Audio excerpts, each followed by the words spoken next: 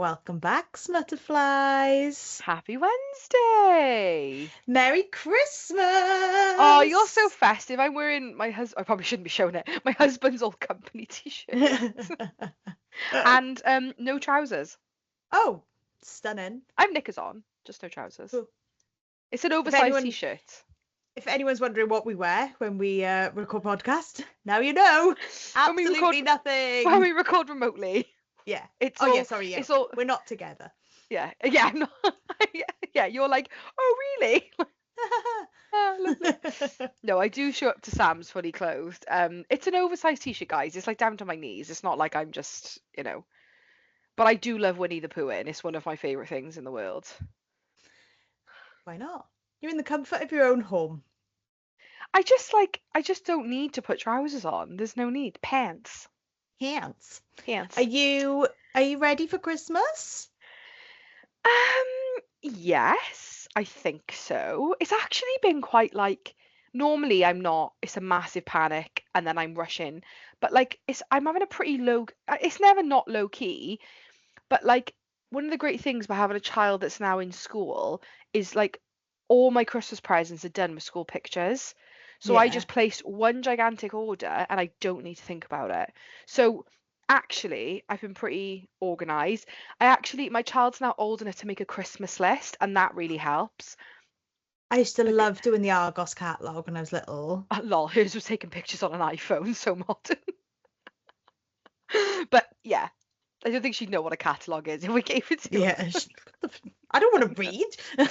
Yeah, literally. But yeah, so it's actually been quite easy because like everything's been pre-decided for me. Me and my husband we are doing a present, but we're just gonna book a night away at a spa. So that's Stunning. like easy.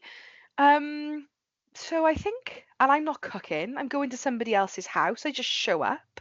So, Stunning. how about you? Yeah, obviously with the wedding coming, me and Steve aren't doing Christmas, like we're not buying for each Yeah. other. So I've only bought for the children in my life, which was nice.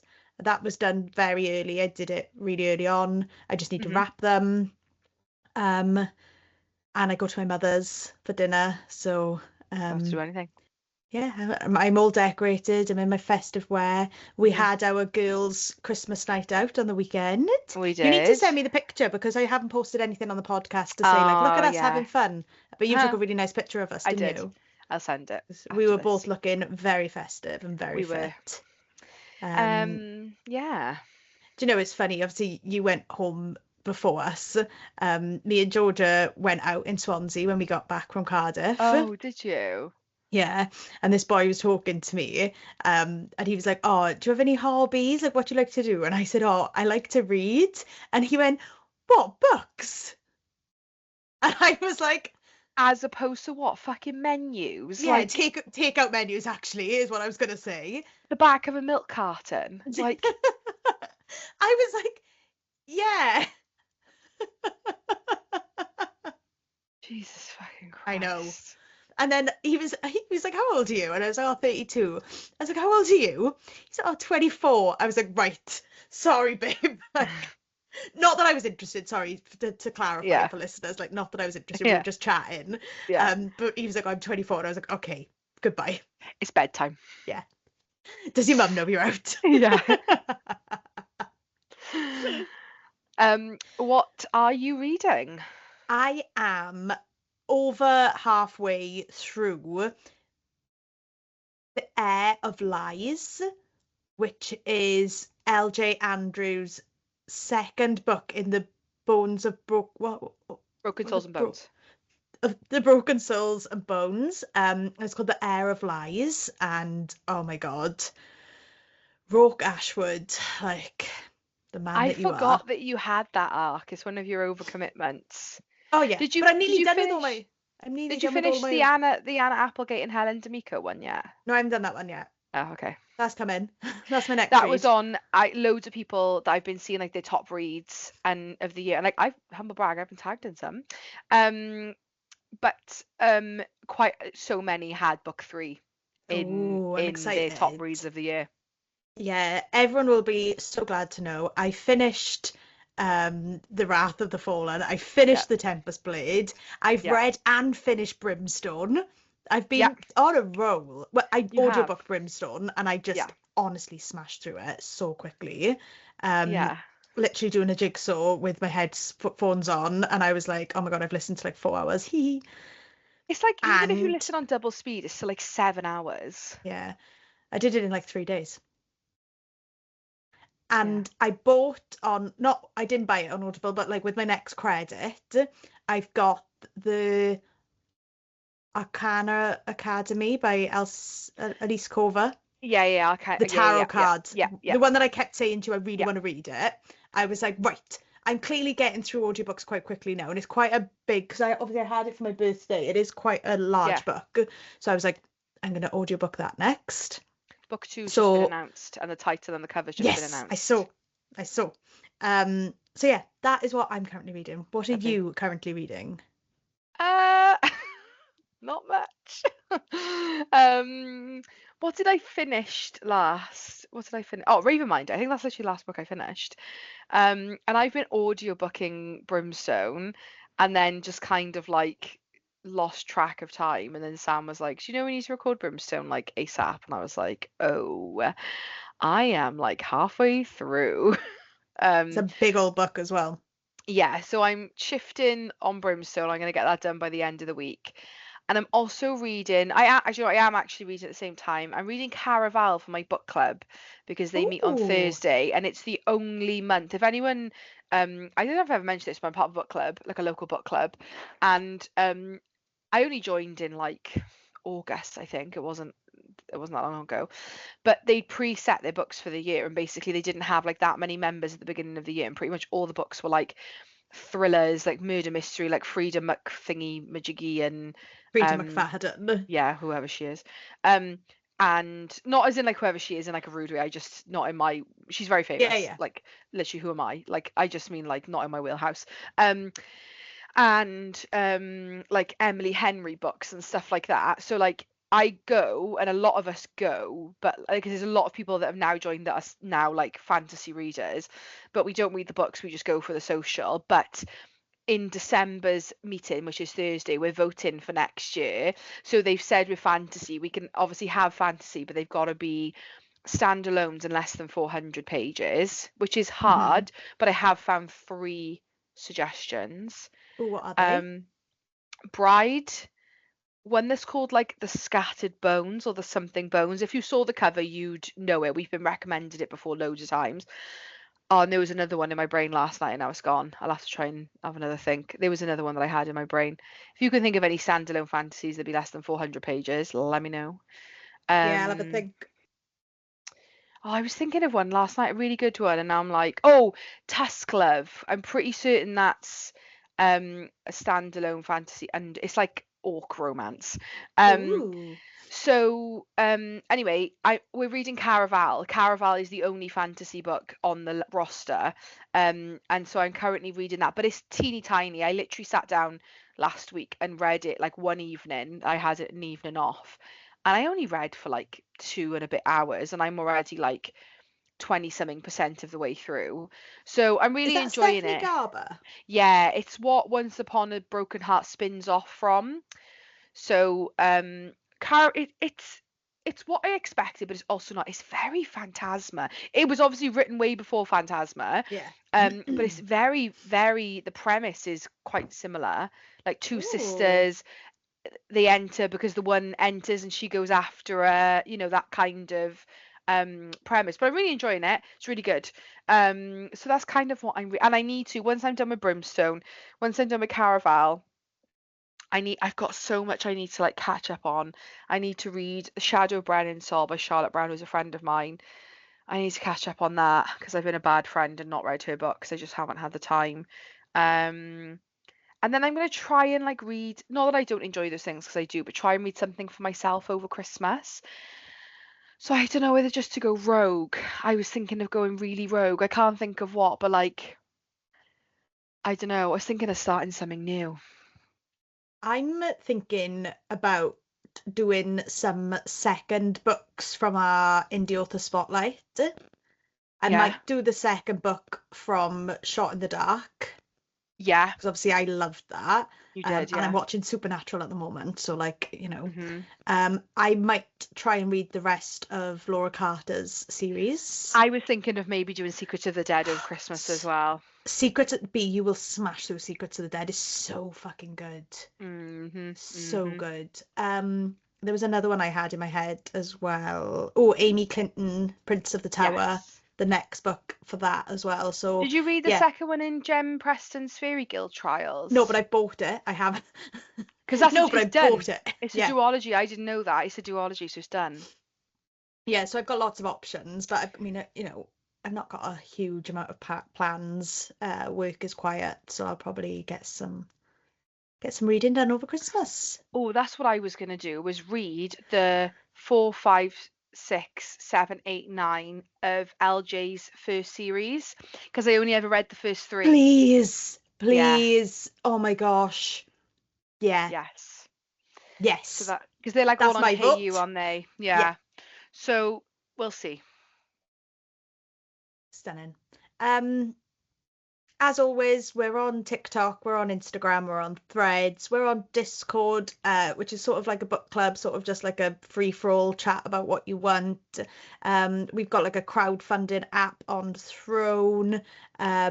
Everything, all our links are in our bio. You can find us, which you can find in our Instagram and TikTok.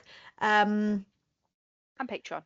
and Patreon. We are on Patreon. We do, oh my gosh, we do a Patreon exclusive episode every month, and once a month you get an episode live streamed, so you get an episode a lot sooner than the rest of the world. Um, B wrote a book, and today was an exciting day. Oh yeah, book 2 title reveal got released. Son of Woo! Nothing, and somebody So guessed it. they did. I need to DM them. They were the only one that guessed it. Son of Nothing. Yeah. Somebody like it's been positive. Like I hope people like it. Lots of people have said it was really ambiguous, and I'm like, oh, I feel like once you've read it, it won't be ambiguous. Like I think it's quite, I just, I yeah, just love gaslighting people. yeah, yeah. Like No, in you your do. street team, when they were like, oh, I think it might be son of something. No, no, when you once you told them and they were like, oh, son of nothing, blah blah blah, and I was like, yeah, but who? Like, there's more than one male in this book, and they were all like, why? Why would you do this to us, Sam? And I'm like, hee hee. Yep. Yep. Yep. Yep. Yep. Yeah, Yep. I'm excited. Like what I've read of book two, like I've read everything that you've written pretty much so far. Yeah. And it's very good. And I just because I know what's sort of coming, because I've sort of know the plot, I know what like the next big thing to happen is, and I Mhm. need it biblically. So Yeah. I'm excited for you to write it so that I can read it. Yeah. And cover reveal will be happening in February, I think, like end of Jan, Feb, I think, Yeah. roughly around And then. So yeah. again, if you're somebody who like likes to collect pretty books, then the special editions of these are going to be top of your list, because Yeah. just when a special edition delivers on everything, like the sprayed edge, the internal artwork, like the underneath the actual hardcover, underneath the Mhm. dust jacket, Mhm. like just Mhm. Mhm. everything. I was excited about obviously book one's cover, and that is like the one of the biggest things I get from book one is like people love the cover. Like Lex did an amazing job, but like when I tell you book two, I think is my favorite. Like, yeah, I don't want to vote until I've seen them all, because obviously I know that there's more books coming and yeah, my mind might change, but I love book two. yep. So yeah, and go have a look on social media because the color that is on it is an indication as to what color the cover is going to be. And it's like if you've read book one, you'll know that all the colors relate to Covens, and it gives a bit of a teaser as to maybe where we're going in book two. And yeah, I'm saying nothing. have we got any other updates? I don't think so. I don't think so. Is this coming out on Christmas Eve? Yes. Ah, lovely. Yeah. What a lovely way to celebrate your Christmas Eve. No, it's the week before, isn't it? No. No, no, it's Christmas No, it's Eve. this week. It's this week, isn't it? No, Lindsay Cummings is this week. Yeah, this is Lindsay Cummings. Oh yeah. Wait, I asked you before we started. Is this what we're doing? And you made fun of me for not knowing. Oh yeah, it's not Christmas. I'm wearing a fucking Christmas jumper. It's 17. Well, it's still December. Yeah. So if you're listening to this on release day, we're live on Friday. We're Oh doing a live yeah, yes, episode, a very smutty Christmas, a Christmas party. We'll be getting drunk and talking about our reads of the year. yes. And I'm bringing all the physical copies if I've got them, Oh. just to like hold up, you know? I just thought it'd be Oh, fun. okay. I'll go back through my list then and see if I can um yeah. Okay. Okay. Okay. So why are we here? Do you remember? Yeah. We were very fortunate enough to sit down with Lindsay Cummings, the author of Ravenminder, and Yes. she's just so like down to earth and cool. Do you know, like she was just a delight. Yeah, and I think like I love obviously we love having authors on here. Like we wouldn't be here if that wasn't happening. Hmm. But I love meeting an author and getting like a really different background and experience from them because you kind of had like, the Callie Harts who like it took them a hot minute to like get to where they are. And I kind of love those stories because because some people get like overnight success, right? And that's great. And Yeah. some people have those like straight away instant hits, and we've had those as well. But Lindsay Cummings is like really interesting because it's kind of like a tale of like two halves. And obviously she talks about in the episode about how she like released a book trad when she was pretty young, like did really well, and then just like completely essentially like burnt out after like two books and was just When she like, said like I sold all my my library of books, I sold everything. Like I was yeah, like, oh my God. yeah. And she just completely dipped for like a hot Yeah. minute and was like, no, I've just got no like creativity and want to do this right now. And then yeah, it wasn't until like 3 or so years ago did she feel ready to do it again. And I just think like it just goes to show, doesn't it? Like success can look so different for people. And Yes, like yes, if you need to take time for yourself, you can take time for yourself and like like this sort of world is always going to be there. So yeah, I don't know, it's just nice to hear other people's perspectives and what they've been through, isn't it? yeah, Especially when you're absolutely. going through it yourself and you're sort of thinking like, oh, I'm ready to fucking throw it all out the window.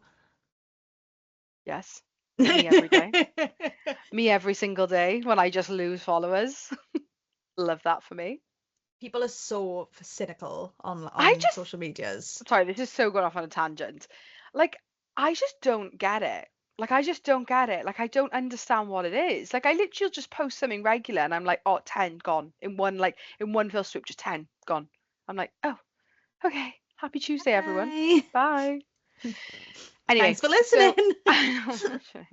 so we hope you enjoy this interview with Lindsay Cummings. We certainly did, and we will be back next week with Brimstone. Hey, so I'm Lindsay Cummings. I am a #1 New York Times bestselling author of fantasy. Most recently have transitioned over to dark romantasy, and I'm just so excited to be here. I have a lot of found family in my books, a lot of companion creatures, and in Ravenminder, I have a love triangle that I hope people will say is done right. Yes, we are Absolutely. and we're so excited. Like so many of our listeners got the arc of Ravenminder. So when you contacted us, we were like, oh my gosh, guys, we were like, you'll never guess what, because like so many people, I'd seen it all over my Instagram feed. So like I mean, it's like shocker, we ate this up. Like literally, we both adored it. That's amazing. I love to hear it. What first sparked the idea of Ravenminder? Did you have like an image in your mind, or like was there just like a moment that just like kick-started, I've got this story ready to go? So I love this question. It's a little bit of a storyline response here. So I have been writing since I was 18. My debut, The Murder Complex, was a dystopian, and that came out in like 2014. So it's been a long time since I started in the industry. But I have done several different series. Like nothing has ever really been the same other than just very strong female main characters. I would say that's kind of like the thing that I'm most passionate about putting into my stuff. But after I did a co-authored duology with a booktuber, it became like a very big blow up thing that I think I just wasn't really prepared for. And they sent us on like an international tour, and it hit the New York Times list, and it was like all the things that I think you would hope for as an author. But then when it happened, it kind of just like, it almost like crippled my creativity, because it felt like suddenly there was pressure to perform versus just like dance in the creation of a story. And so I had a contract out after that. It was Blood Metal Bone, which obviously that one previously came out in the UK. And then it was whatever my next single title was going to be in fantasy. And I remember sitting down after I finished Blood Metal Bone. I had a newborn. We were still considering like, are we going to add more to our family? And I was like, I have no book idea for this, like whatsoever. And it actually got to the point where I was like, dude, I think I don't even want to read books anymore. Like I think I honestly kind of hate the idea of it. And I figured out it was just a complete and total burnout of creativity. And so I told my agent, I'm done. I'm not writing book 2 of the contract. It's not happening.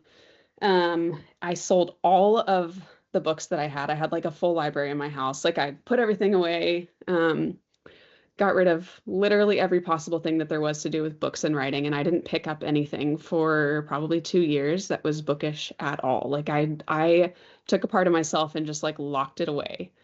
And it wasn't until my daughter was born and my kids were getting a little bit older, they wanted to go to the bookstore and pick out books, and I took them in there. And I remember looking at just like the joy in their faces as they looked at all the covers. And I was like, wait a minute, like, I feel like, what if I could get back there again? Like, what if I could feel joy when I thought of books?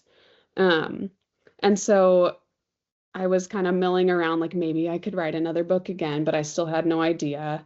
And then it was like the middle of the night. I was feeding my daughter her bottle, like 2 a.m. And I just got this idea of a girl that's locked in a tower. She's dealing with a lot of demons of her own, and she's looking out at the moonlight, and she's like, what if there's more for me out there? And it was just kind of that spark of like, I'm sitting here, it's the middle of the night, there's moonlight in my living room, but like, am I meant for more than this? Like, am I still able to do something more with my life? And so it kind of just was like the voice of Ezer just kind of whispered into me that night. And I remember picking up my laptop and writing what is now the first chapter of Ravenminder, of her locked in a tower, and it almost felt like my creativity was like locked in a tower and just desperate to kind of like fight its way back out. And so eventually it turned into Ravenminder. I've always loved ravens, and when I would sit down to work on this, there were always like 3 ravens that would come right outside my door.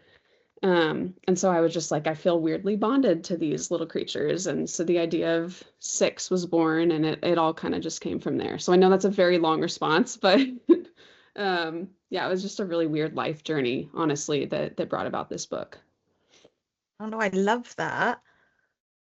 And I think if I'm right in saying, when I was looking through like your socials, that you kind of like drafted this like a couple of times, right? And a couple of times you sort of like got to the end and was like, nope, like I need to rehash this. Yes, I have over, and it's not being dramatic either to say this, I have over like 400,000 words of Ravenminder. And I want to say that this, like the finished copy ended up around 150 something thousand. So this book, it started and completed itself, yeah, like 3 separate times. The heart of the story was always the same, but it just took so long. It's like my body, my mind, everything had to like be reborn again in a sense from all the time that I took off. And I wouldn't change the way that happened, because I do think it pushed me so much. It reminded me, like, I'm not going to quit. I'm not going to quit. Like, I hate draft 1, but I'm not going to quit. And so it just like brought up this drive in me that I think I haven't had since I was 18 years old, to be completely honest. No, I love it. That's And I think like, amazing. yeah, like to think that there's that many words around it is like crazy. So our second question is, did any characters evolve significantly from like your original drafts, like you were saying? Yeah. Are they characters that were in that original draft that are so different in the finished product? My favorite question is this one because Kinlear and Arawn, the twins, were initially one person. They were literally, yeah, they were one character. And it was the name Kinlear LaRue. I just love the name. But literally everything about them was just combined into one element. And he actually had a POV in one of the drafts. I made it through probably 200 straight pages of him and everything he was dealing with. The setting was different, but he was the same. And then by the time I got to the end, I was like, I want to go back to like that classic Peeta and Gale, like Edward and Jacob. Like I love like Grimm and Oro. Like I love the split and the pull, but when like you can't choose a side, I think that's my favorite part of it. And so I carved the character of Kinlear down the middle, and Arawn was born, and it was a little bit Henry Cavill inspired for sure with him. And then it just was like, wait, this makes so much sense. So yeah, absolutely. Oh, and then Six was not a Rafan. She wasn't a Raven Griffin. She was just a giant Raven, and I just didn't think that was cool enough. So That's so interesting. I can't believe he was one person. Yeah. Our like when we recorded the Ravenminder episode, our like opening question to each other was like, whose side are you on? Like, who did you pick? And I think the worst part about that is I don't think I personally have a side either. Like and I know some authors go into it.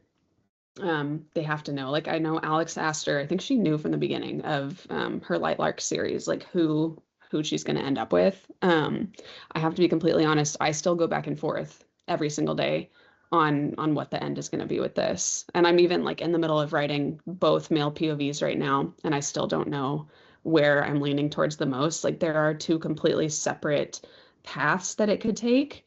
And I don't know. I'm not sure where I'm sold on yet. So I know that's probably people don't want to hear that, but that's I kind of love it. It's like it's a mystery to me too. No, I love it. that though, because it's like you're learning the story along the way too. It's Yeah. like who knows what could happen. Right. So our next question is, can you walk us through your writing process for this book? Like, are you a plotter, a pantser? Are you somewhere in between? Yeah. Okay, so when I started writing my debut, I wrote in 2 weeks and just like a flash. Like it was this, I have no clue what's going to happen, but I just have to keep writing. And then it was all crap as usual, like first draft stuff. And the longer I went through my career, the more I started getting books that were sold on submission. And so that requires like you to send like a 1 to 2 page synopsis of, hey, this is like beginning, middle, end, and all the beats in between. And you may sell them on submission, but you don't typically ever stay to what you say you're going to do in that synopsis. But they just want to know you have an idea. And so I think I got kind of trained a little bit like trial by fire of becoming a plotter. But then when you like, this is my first full scale fantasy world, and I just don't see how people can go into it without knowing, like you have to have a roadmap. You have a magic system. You have all these different settings. And then Ezer is such a complicated character. And the way that this book ends is outlandish, if I'm just being completely honest. I think I pissed off a lot of people with it, but it was planned completely from the beginning of how it was going to end. So yeah, I'm a plotter. I hate it. I think it's the most painful part of the process. But if I don't have a plan, then I will write 4 drafts of a book before I finally get to the end. Yeah, I feel that. Like I'm just a writer, and you think like I've written like 20,000 words and we've got nowhere, like nothing's happened, like, and I'm probably gonna have to delete all of this. Yep. So yeah, I feel the slight plotting, like it helps overwriting 100%. It's so painful though sometimes. I'm just like, I don't want to sit here and tell them what they're gonna do. Like I want them to tell me when I'm drafting. Mm-hmm. Mm-hmm. So, was there anything, we were talking about the earlier drafts, from the earlier drafts that you loved but you had to cut? At least 200,000 pages. A lot. Like so much. Yes. So I don't know. I think one of the things that I have figured out that I do in my books, and I never knew that this was a thing until um Nexus, which was Zenith book 2, and then Blood Metal Bone, and now Ravenminder, is like I write dream sequences into my stories. Like half of Ravenminder is her like stuck in her own mind going through this labyrinth. Um, that all the entire book could have been that for most of it. So tons of dream sequences, and I think it's necessary for me because that's how I get the most connected to my characters, is like what's going on in there, like when no one is paying attention, and even when they aren't trying to appease someone or be who they think they should be. Like I feel like when they're in that dream state, they all all the bars are off the cage, and they just kind of can be the truest version of themselves. And so there was probably 200,000 pages of dream sequence that had to be cut. And then the entire male POV of the original, like Arawn LaRue character, or Arawn Kinlear character. I really, really loved it. It offered a lot of glimpses into like the shadow wolves and like war scenes and battle scenes, just different things that by the time we went through editorial with HQ for this, they're like we have to trim the fat on this one. And so thank God that I'm now writing the male POVs, because I get to bring a lot of that back out. And I also get to make it a lot more steamy and a lot more romantic-y feel versus the thicker fantasy vibe of this one. I'm so interested to get their POVs. I'm so interested to get into their mind. I just feel like when you get a POV from a character, like you're more understanding what their thought process is, and like, you know, the thought behind the action. Yeah, for sure. I think what's so wild is like Arawn's POV, I would say it's 90% just like steamy, yearning moments of him just pining, which I mean, we all love. But Kinlear's took me so much longer, and it's double the length of Arawn's, because I had no clue, honestly, like internally, who he was and how tortured of a soul that he was until I started writing. And I'm so excited to show people that, because I think that the people that were so pissed off at the end of this one and felt like, how am I going to wait for a book 2? Like they're going to have probably 75% of their questions answered just from the novella. And it's like it's almost a full novel length at this point. So I just couldn't stop with him. Like I was going through this just experiment, learning who he was. And I've had a couple beta readers being like, this man, like I love this man, and they hated him before. So I am hopeful that people will swap sides. We'll see. Oh, interesting. That's so interesting. I can't wait. So I think sometimes when we read a romantasy and we sort of get to like the villain territory, it's like, oh no, they're not a villain, and the veil of darkness is, you know, you get through it and it's all rosy, and the other side is really good, or like the FMC's been fed a lie, and you know everything is so much better. But when Ezer gets to the Acolyte's domain, oh no, it's as bad as she believed. Like it's the pits. Yeah. So was it important for you, like at that point, to show us that, you know, she really had nobody to believe in, like there was no good side anymore? Yes. I think one of the things that I have just been longing for. Okay, so let me go back. I'm a mega Star Wars fan. Are y'all into Star Wars? Have you seen? Yeah, my husband. Okay. Yeah. And this is a part that I actually haven't got to talk about because it's too spoilery, but I absolutely am obsessed with the idea that Rey like was supposed to be bad.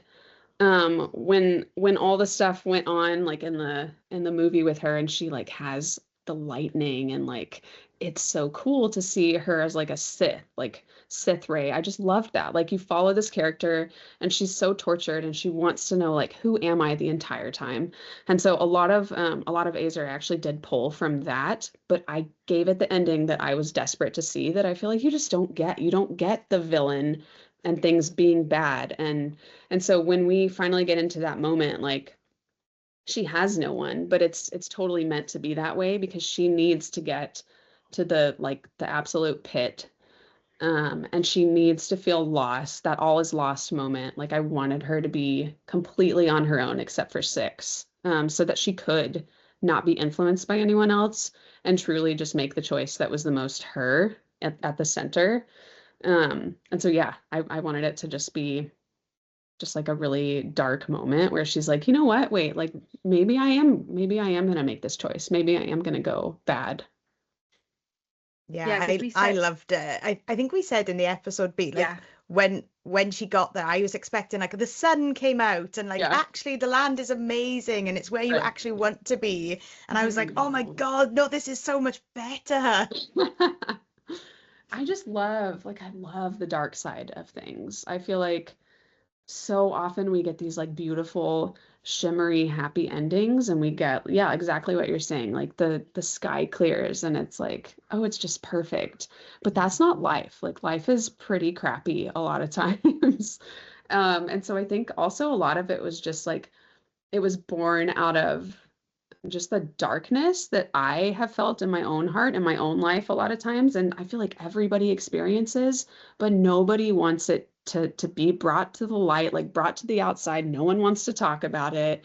And so for this book, I was like, no, like it's going to be dark. It's going to stay dark. And we're going to dive into like that shadowy, darker side, where you don't know if anyone is truly good or bad. But it's leaning towards the things that are not quite so happy. And so I love it. I love that also, like, I'll get to explore the clawing back out of that dark pit as we go through the series.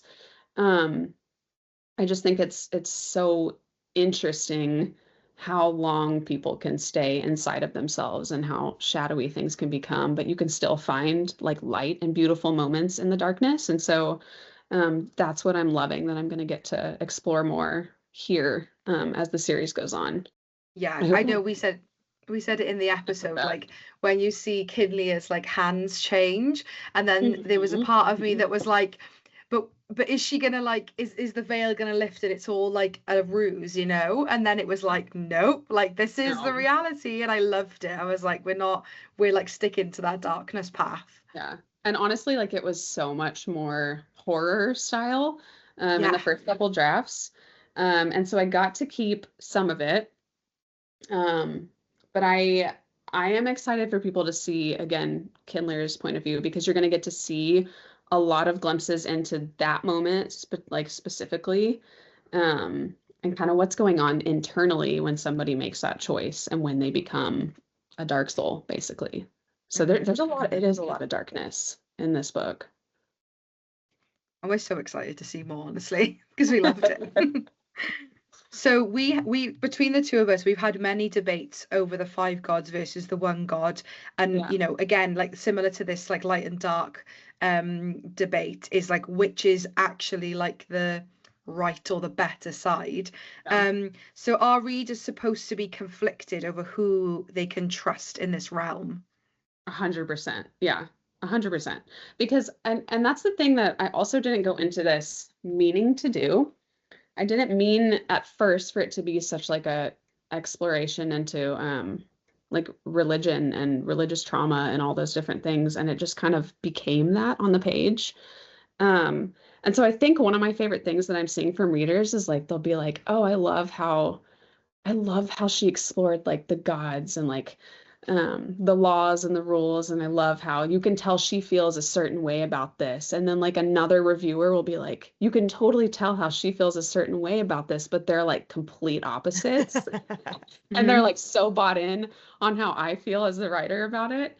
And I wanted it to be that way. I wanted it to be confusing. And I wanted people to have questions and kind of like let it echo back the questions that they might have like in their own soul about these things as they're reading. I wanted it to be like a shrouded mystery, almost like The Acolyte is, because I just feel like we all have so many questions about life. And I don't know, I love throwing something out there that can just piss off a book club and get people like warring on two separate sides. Like I just feel like the whole book is like that in my honest opinion, and hope is that people are like, I don't know what I'm supposed to feel. That's kind And of No, I and I think, love that. And like, oh, yeah. sorry. Bea. No, go ahead. I think, like you said, like we even had debate between us, and I feel like we're such a similar reader, and like we have similar thoughts about books. So there was even debate between us two when we recorded our episode on it. Right. I love that. As an aside, completely off, maybe you could add it in. I don't know. I wrote so many words in the past, and I'm actually going to post a video about this tomorrow. In the past week, I sat at my laptop like this for like 2 straight days to the point where I like destroyed my back, my neck. And so it's like this hugely, you probably can't see, but it was like 3 times the size, like totally swollen. And I've been on like muscle relaxers and like trying to get out of this like broken neck phase just because I have been so sucked into the world and trying to answer those questions for myself, like as the author of like, where the heck is this going and what side am I on? Because I still don't know what side I want to be on. It's probably not the answer that people want, but that's kind of where I'm at with it. But I think I think that's what I love so much about reading is like it, sometimes you do love predictability because like you read in a genre because you want certain outcomes, but then also to just like be taken on that journey and it to be like absolutely nothing that you expected. And we like we said this like in the episode that like we were both debating this so much about the gods because Sam was like, yeah, but the 1 isn't any better than the 5, and I'm like, I think that's the point, but I love it. I love like being conflicted, and even sometimes when things finish and are like done, like a series is done, and like it's not that you don't get things answered, but not everything is wrapped up in a neat bow because like you said, life just isn't like that. And sometimes like you allow the reader to almost like picture stuff themselves, Fill in the gaps. Yeah. I think that's what I love. And I think that's what makes like a story feel so real. And when you leave little gaps, like they can connect to it in a way that they need at that point in time. Like there's so many books that I've read over life, like where things were happening and the book that I picked up was like exactly what I needed to process like my own things. And so like as this book was healing for me to write, like it brought me back my creativity, like it pulled me through just a lot of really dark postpartum times as well. Just anger at different things in life. My hope too is that like this can maybe be a book that someone can pick up, particularly like the "do it afraid" line, and be like, wait a minute, like I was able to pull something out of this, whether it be the characters, the setting, the plot, like even a single sentence that's in there, and they can put themselves into it and process whatever they're processing at that point in time, and that maybe it could be like a healing thing for them too. Yeah, absolutely. Sexual romance is closed door in Ravenminder. Will we see any open door romance in future books, or are you intending to keep it all closed door? That's a funny question too. It's gone back and forth some. For me personally, I am a page skimmer when I go through some of those scenes in books. Only because like I want to experience things based on what my husband and I are going through together. And so for me, it's kind of like I don't know if I'm ever going to be okay writing it and then publishing it. However, there are scenes that are written that may or may not go into that side of things a little bit more. But it is going to level up for sure. It's never going to be like your explicit Sarah J. Maas terminology, like the things that there's so many memes about. But it definitely is going to get steamier for sure. I think when you're in like a male's point of view, he's not just going to be like, I kissed her on the cheek. And if, you know, like it's just not Mhm. the way that a man's mind works. And so, yeah, it's definitely going to get steamier, but no like explicit spice for me is on the horizon. And that's generally just like a personal thing. I don't know. I don't even know how I would describe things the way that like people get so creative with it too that I'm like, I'm not going to sit there and think of all the ways that I could explain how this certain appendage looks. Like it's not for me to write. But like the yearning, the steam, the inner emotion, the burning that you can feel like in your heart and your mind and your soul, like those are the things that I get so excited about to the point where like I don't care if you don't see it, like I want you to feel it. And so for me, like I could sit there for hours and just write like the pining feelings of falling in love. And just like the need for someone, like the separation that you feel from someone when you can't make that connection physically. I think that's what I love to write in my heart, is just the bond that is made between people, mentally, spiritually, all those different things. So you'll see more, but you're not going to see Sarah J. Maas level of spice. Yeah, I think we've said it before, but like sometimes that yearning, burning angst, like we've said, we will read 500 pages just for somebody to hold hands. Like Yes, I know. we are there for it. Like make Yeah. us work for it. Like we Mhm. are 100% there with you. I just love it. Like the sauna scene was my favorite thing to write ever in Ravenminder, just because they clearly want that moment with each other, but they're just like, no, it's not, we can't do it. But I love that feeling of I want to, but I don't. Like the almost kiss in a movie, it is like top notch for me. Nothing can top that. And so I just want that feeling to come through my books with every relationship until you get to that point where they collide, and then it's like, oh, I'm just obsessed in every way, shape, and form. So you'll get more, but definitely not the explicitness. Ooh, I can't wait. So our next question is, what has been the most meaningful or surprising feedback you've received from readers so far? So the do it afraid, I mentioned that briefly earlier. That is a line that actually came from my husband to me. And I think that's why it's so special. And I'm hoping that that's why it came across the page for so many people, is that a lot of people have said, hey, like I think one of the hardest ones I got was like, hey, I lost my daughter not too long ago, but like then I picked up Ravenminder and I was able to see that like even when things are dark and I'm really scared of what life's going to look like beyond this moment, like I can still do it afraid because that's what she would want me to do. And so that was like heartbreaking, but also beautiful in a sense that that there's so many people out there that are so scared of things. And I think I was so terrified to even write this book again. One, because I thought it would flop, like I didn't know if anything would come of it.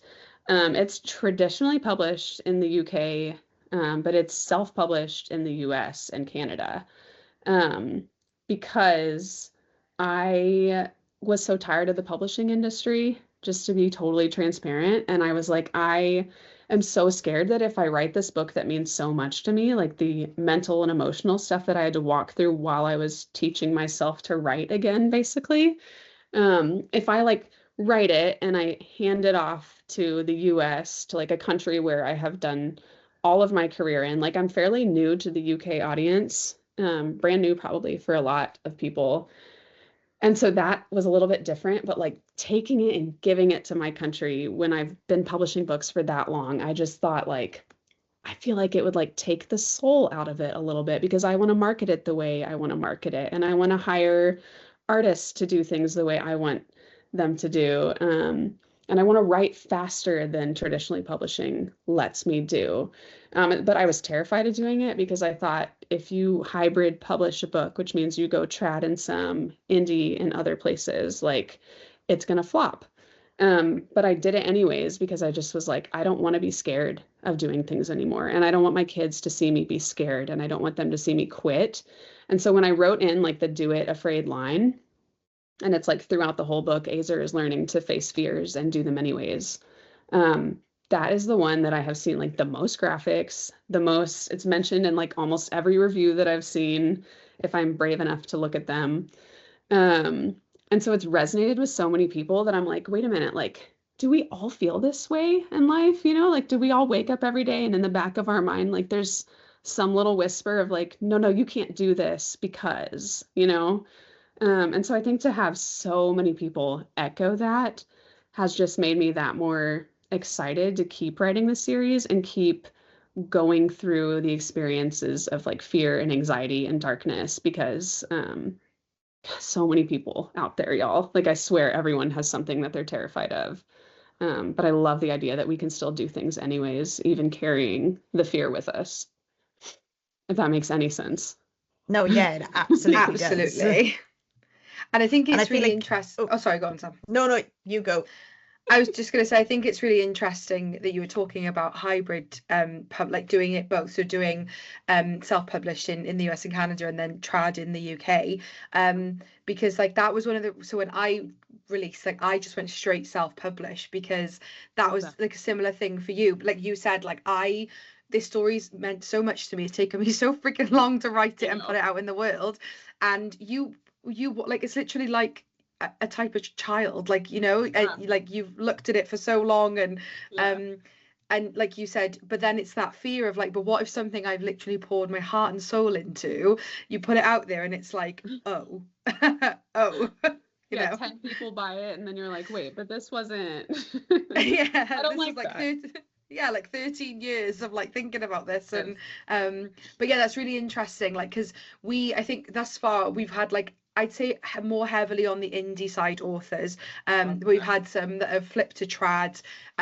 We've had a couple that have always been trad. So it's so interesting, particularly coming from somebody who's done both, like with one release. Because yeah, it's not as common, I guess. I think too, like, I don't know. I think when, you put so much of your life into something, like you're saying, like years and years of it sucking and then it getting better. And then you finally get to a point where you're like, wait, like I want to like Simba this and like show it off to people. I just like, I feel like it was such a risk for me to go back to writing in general that I was like, it doesn't feel right to not do something weird and risky when I put this book out anyways. And so I had an offer for it to be in the US. And after talking with my agents, I was like, guys, like I just feel like my soul is like pushing me to just not give it away. And they were like, I think we kind of feel the same too. Like it was just this weird, like even agents where their job is let's get books out trad. Like they were all in on, wait, maybe we shouldn't. Like let's hold it close. And so that's what we did. And it's just a weird, risky, do it afraid type of moment. And I would never change it. Like I'm having the time of my life, getting to control it. And also the UK team for the trad side, incredible. Like they are so on board for all the random ideas. Like anytime I get character art or anything like that, they are so great to just like push it out as well, which like in the past I just haven't experienced that as much with trad. Just like the joy of a whole team of people jumping in on throwing it out there in a million different ways. So it's just been cool. I'm just having fun. And it's good. It's like good to be in the scene again. Amazing. Love it. So you mentioned that obviously we have the two male POVs.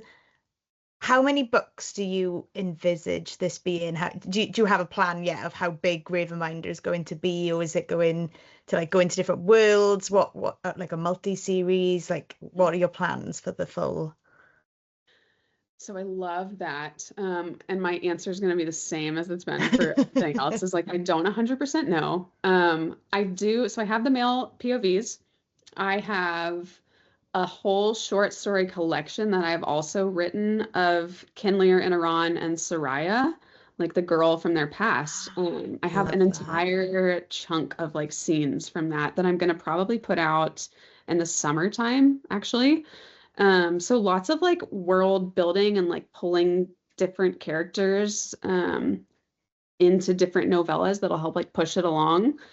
There's definitely going to be a book 2. I think there is going to be a book 3. based on which plot direction I choose, because I said there were two ways that it could go.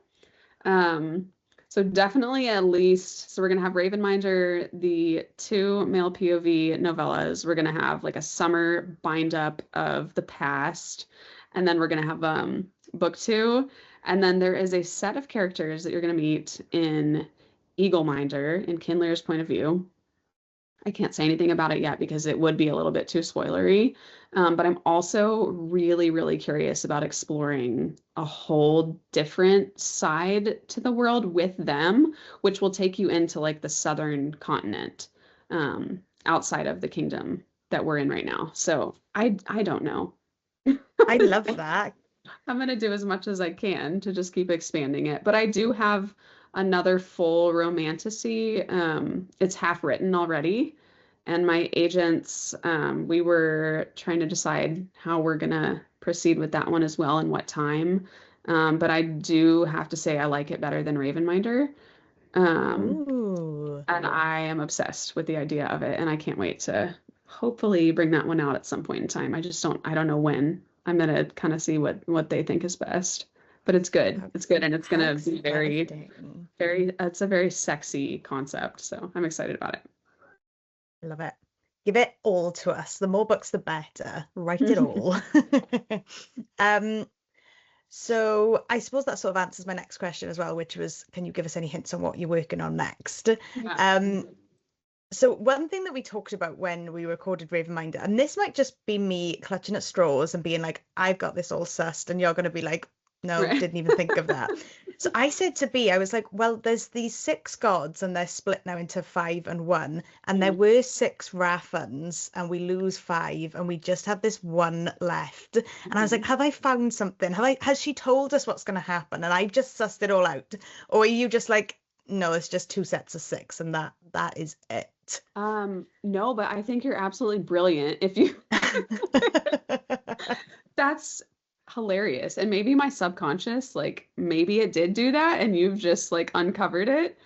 So no, that's not a thing, but I would love Absolutely it. fine. But I will say that you at some point will get to actually meet some of those gods like in the story.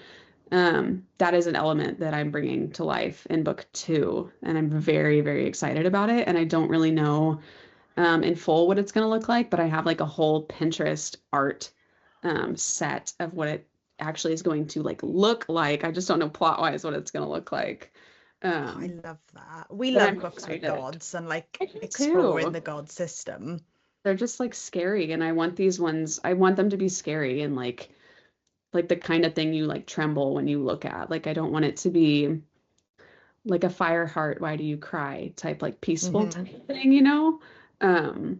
I want it to be like, oh shoot, like they're here. Like this is a thing. Like It's fuck. real. Yeah. Yeah.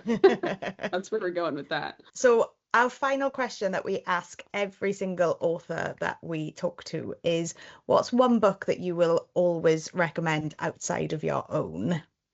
I mean, I want to go with like the obvious and just say Throne of Glass. Like I know it's so stereotypical when you're talking about fantasy, but that was like the book series that did like the bravery thing for me, like how I put Do It Afraid into mine. It was like I'm Selena Sardathian and I'm not afraid. Like that one for me is like, wait, I can, like I'm cool, like I'm strong, like I can do things that I wouldn't normally think I could. And then the other one actually for me, and I've already talked about it, is I am obsessed with the Lightlark series, Grim and Oro, particularly just like the romance in it. That just like I was eating it up page after page, and I'm Team Graham and I love the darkness. And I just think if you are like a classic love triangle girly, then it's Lightlark. That's the one.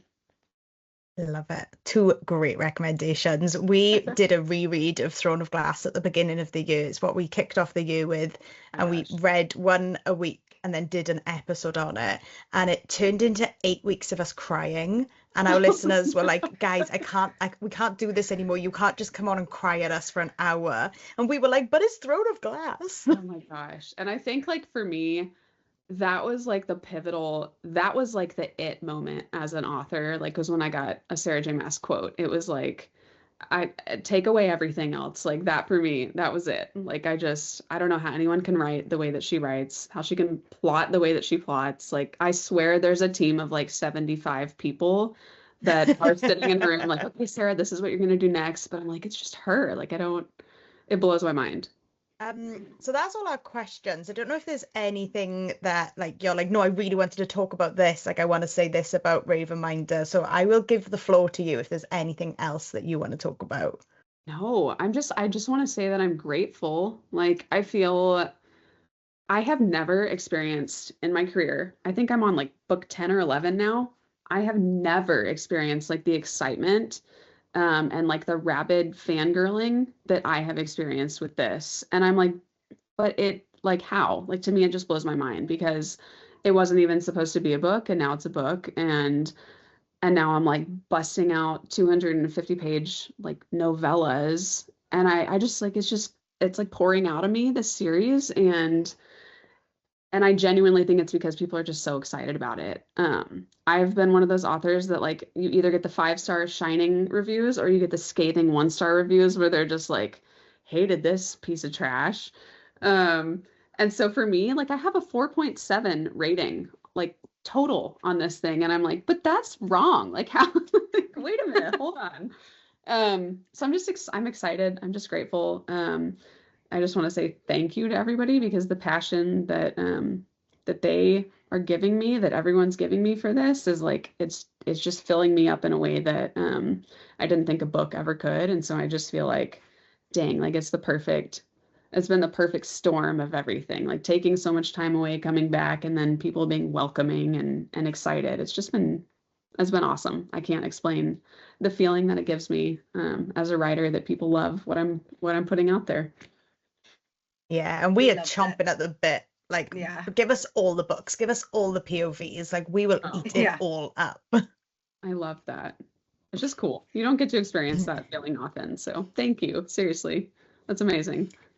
Well, thank you so much for taking the time to talk to us today. This has been an absolute pleasure.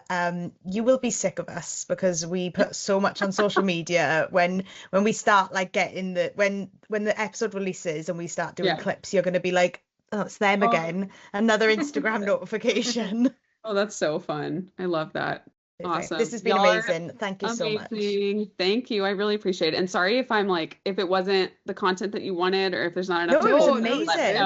Loved it. No, this has been amazing.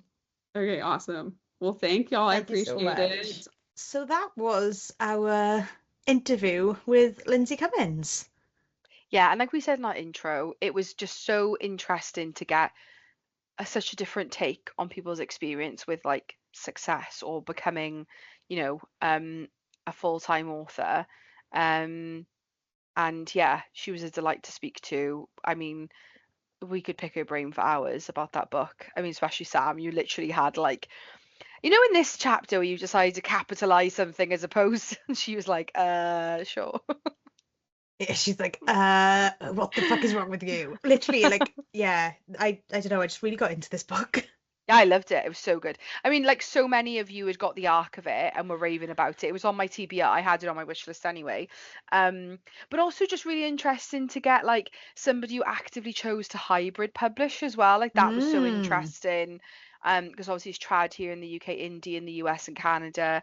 Yeah, I mean, it was just like another delight. Like every time we speak to an author, it's a delight. But it's just so nice to get a varied experience, Yeah, I agree.